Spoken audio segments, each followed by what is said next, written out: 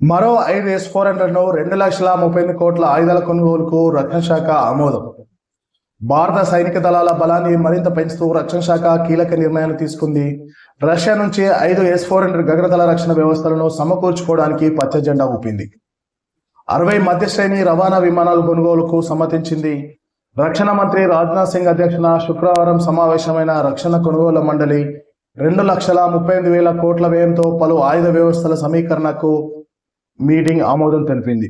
వాయుసేనకు సంబంధించి S-400 దీర్ఘ శ్రేణి గగనతల రక్షణ వ్యవస్థలతో పాటు remotely pilot strike air craft కొనుగోలు, సుఖోయ్ 30 ఏరో ఇంజన్ ఓవర్హాల్ వంటి ప్రతిపాదనలకు ఆమోదం లభించింది.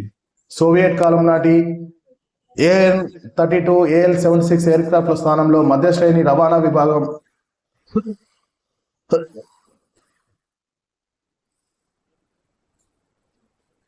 మధ్య శ్రేణి రవాణా విమానాలను ప్రభుత్వం కొనుగోలు చేయనుంది. లాక్హీడ్ మార్జిన్ చెందిన S-130J, ఎంబ్రయర్ KC-390, ఎయిర్బస్ A-400M విమానాలు దీనికోసం పోటీ పడుతున్నాయి.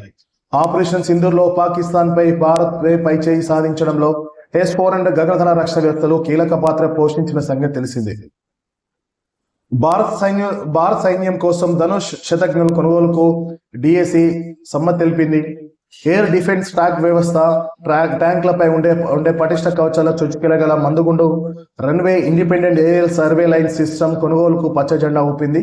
తీర రక్షణ దళం కోసం heavy duty air cushion vehicle సమీకరణకు ఆమోదం లభించింది.